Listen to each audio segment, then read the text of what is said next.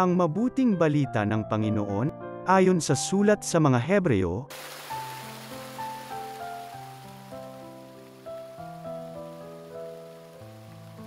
mga kapatid, noong si Jesus ay namumuhay rito sa lupa, siya'y dumalangin at lumuluhang sumamo sa Diyos na makapagliligtas sa kanya sa kamatayan.